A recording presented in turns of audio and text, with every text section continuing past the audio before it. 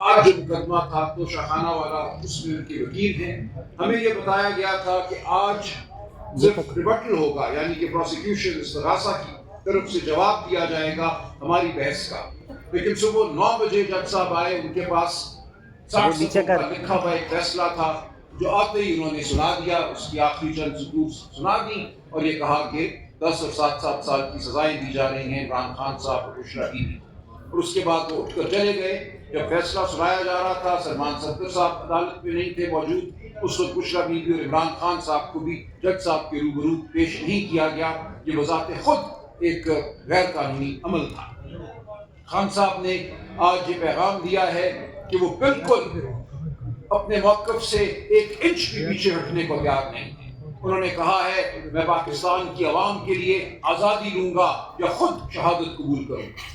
کوئی یہ نہ سمجھے کہ میں کمزور پڑ جاؤں گا، کوئی یہ نہ سمجھے کہ میں اپنے لیے یا کسی اور کے لیے گڑگڑاؤں گا. بشرا بیوی کے حوالے سے وہ بہت نالاں ہیں. وہ سمجھتے ہیں کہ ان کو ان کی بیگم ہونے کی وجہ سے، ان کی اہلیہ ہونے کی وجہ سے معطوف کیا جا رہا ہے. عمران خان صاحب نے کہا میں پاکستان کی ہر عورت کے ساتھ کھڑا ہوں جس کو معطوف کیا جاتا ہے. میں مہران بلوچ کے ساتھ کھڑا ہوں، میں ڈاکٹر یاسمین راشد کے ساتھ کھڑا ہوں، میں اپنی بہنوں کے ساتھ کھڑا ہوں جن پہ حملہ ہوتا ہے ہر منگل جب آتی ہیں اپنے بھائی سے ملنے. ان پر واٹر کینن کے ذریعے تیزاب میں ملا پانی پھینکا جاتا ہے. یہ شرمناک رویہ ہے اس ریاست کا. تو خان صاحب کا پیغام یہی ہے کہ اب سب پاکستانی، بالخصوص انہوں نے خیبر پختونخوا کے وزیر اعلیٰ سہیل آفریدی صاحب کو کہا کہ اب آپ تیاری پکڑ لیں اسٹریٹ موومنٹ کی. اس کے علاوہ ہمارے پاس اب کوئی چارہ نہیں ہے، کوئی راستہ نہیں ہے. عدالتوں کے دروازے بند ہو چکے ہیں عملاً. ہمارے پاس پارلیمان میں بھی آواز اٹھانے کا کوئی موقع نہیں ہے. وہاں بھی جس طرح ہمارے لوگوں کو 8 فروری 2024 کو پارلیمان میں داخل ہونے سے روکا گیا، جو پاکستان کی عوام کا فیصلہ تھا اس کو رد کیا گیا. 100 کے قریب ہمارے MNA تھے جن کو پارلیمان میں داخل نہیں ہونے دیا گیا. فارم 47 کے ذریعے جیتے ہوئوں کو ہرایا گیا. تو ہمارے سامنے یہ پوری صورتحال، یہ ایک جھوٹ کا نظام ہے، یہ ایک فریب کا نظام ہے جس میں نہ معیشت ترقی کر رہی ہے اور نہ انسانی حقوق پنپ رہے ہیں. معیشت کی صورتحال آپ کے سامنے ہے. رپورٹ کی بعد رپورٹ سامنے آ رہی ہے جو کہہ رہی ہے کہ پاکستان کی معیشت جامد ہے. اسٹاک ایکسچینج کے اوپر بڑھنے کا کوئی مطلب نہیں ہے اگر آپ کے گھروں میں چولہے نہیں جل رہے، اگر آپ کو روزگار میسر نہیں ہے. آج اس ملک میں کوئی سرمایہ کاری نہیں ہو رہی، ملیں فیکٹریاں بند ہو رہی ہیں، غربت بڑھ رہی ہے. یہ وہ ملک ہے جہاں 15 سال کی عمر کے بچوں کی 40% آبادی ذہنی طور پر اور جسمانی طور پر اپنی عمر کے لحاظ سے کم ہے، سکڑی ہوئی ہے. یہاں 15 سال کی عمر کے بچوں میں 60% کسی اسکول میں نہیں جاتے، انہیں کوئی تعلیم میسر نہیں. یہ ہے پاکستان کی صورتحال. اور اس نظام کے ہوتے ہوئے، اس جبر کے نظام کے ہوتے ہوئے جس کا مقصد صرف اشرافیہ کو امیر تر کرنا ہے، آگے ہمیں کچھ نظر نہیں آتا. آگے اگر ہم نے فلاح پانی ہے تو ہمیں خود آگے بڑھ کر ان سڑکوں کو سنبھالنا ہوگا اور پھر ان ایوانوں کو سنبھالنا ہوگا. ہمیں قانون کا بول بالا کرنا ہوگا، ہمیں انسانی حقوق کا بول بالا کرنا ہوگا اور ہم میں سے ہر ایک کو یہ تہیہ کرنا ہوگا کہ ہم ان بنیادی اقدار کے لیے کھڑے ہیں جو انسانیت کا حق ہے. ہم اقتدار کے لیے نہیں کھڑے. ہماری جدوجہد ان بڑے اصولوں کے لیے ہیں جو ہمارے آئین کے اصول ہیں، جو ہمارے دین کے اصول ہیں، جو انسانیت کے اصول ہیں، جو شرافت کے اصول ہیں. تو یہ ہے آج کا پیغام اور آپ دیکھیں گے کہ ہم اس پیغام کو لے کر آگے بڑھیں گے. ملک کے ہر خطے میں ہم جائیں گے. خان صاحب نے وکلاء کو بھی کہا ہے کہ کھڑے ہو جاؤ، تم قوم کا ضمیر ہو، یہ ضمیر خاموش نہیں رہ سکتا، تمہیں آواز بلند کرنی ہوگی. تمہیں جو ملک میں عدلیہ کی پامالی ہو رہی ہے اس کے خلاف کھڑا ہونا ہوگا. عدلیہ آزاد ہوگی تو انسانوں کو ان کے حقوق ملیں گے. بہت شکریہ. آپ کے کوئی سوالات ہوں تو میں حاضر. شروع ہو رہا ہے، بس 2 منٹ بات کروں گا. سلمان قرآن صاحب نے ڈیٹیل سے بات کی ہے. اب اس وقت ہمارے پاس کوئی آپشن نہیں رہا. آپشن ایک ہے کہ ہم نے مزاحمت کرنی ہے.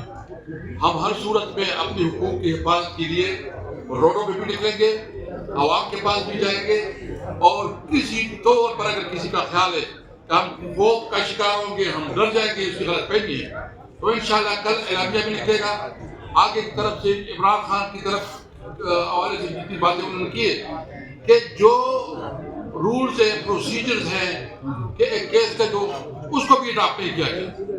ہم صرف عمران خان کے لیے میرٹ کے مطابق انصاف چاہتے ہیں. इंसाफ चाहते हैं कि इमरान खान को और उनकी तमाम पार्टी को इंसाफ मिले। वाज़े हैं, माजी में आप इल्ज़ाम लगा सकते हैं, आपका कोई इल्ज़ाम शायद दुरुस्त हो, कोई इल्ज़ाम दुरुस्त ना हो, लेकिन हमने अब माजी से नहीं जुड़े रहना, माजी को हमने जवाज़ नहीं बनाना आज जुनूद का शिकार होने का। माजी में यकीनन हर एक से गलतियाँ हुई हैं, बिल्कुल हुआ है, लेकिन हमने अब तहैया करना है कि हमने आज़ादी सहाफ़त को यकीनी बनाना है, आज़ादी ज़मीर को यकीनी बनाना है, इंसानी हुकूक को यकीनी बनाना है, हमने आगे बढ़ना है। ये जंग सिर्फ पीटीआई की जंग नहीं है, ये हर पाकिस्तानी की जंग है, ये इंसानियत की जंग है। मेरी अभी ईमान गुज़ारी से बात हो रही थी, वो यही कह रही थी कि मैं पीटीआई की बहुत सी बातों से इख्तिलाफ करती हूँ, लेकिन हम सबको एक नुक्ते पे इकट्ठा होना है। हमें इस मुल्क में इंसानों के लिए जगह पैदा करनी है, हम हैवान नहीं हैं, हम भेड़ बकरियां नहीं हैं। इस वक्त हमें भेड़ बकरी समझा जा रहा है।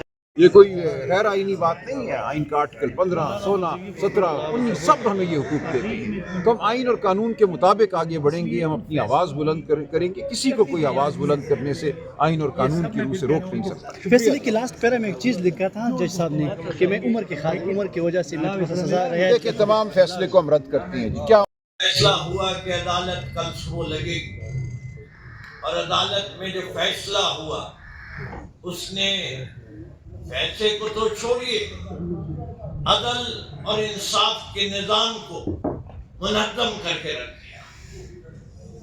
हमें तो पहले ही इस निज़ाम से कोई तवक्को नहीं थी। जो रही सही कुछ अफराद को तवक्को थी। मुस्तफा नवाज खोकर साहब ने कितनी मिसालें दे दी। आज पूरे पाकिस्तान को पता चल गया है कि पाकिस्तान की अदालतों से इंसाफ नहीं मिलता। ये ढोंग रचाना बंद कर दें। मैं तो ये समझता हूं कि अब तहरीक इंसाफ के जितने मुकदमे हैं, हमारे 65,000 लोगों पे FIR है, हमें सब बोले कि ये हमारा इज़हार जरअहती होगा अपने कायद के साथ। ना इंसाफी जो हो रही, इंसाफ की कोई तवक्को नहीं। ये एक और वादे पैगाम ये है कि जो सजा दे रहे हैं वो पाकिस्तान के दोस्त नहीं दुश्मन हो सकते, क्योंकि ऐसे फैसलों से हाकिम और अवाम के दरमियान खलीज बढ़ती जा रही।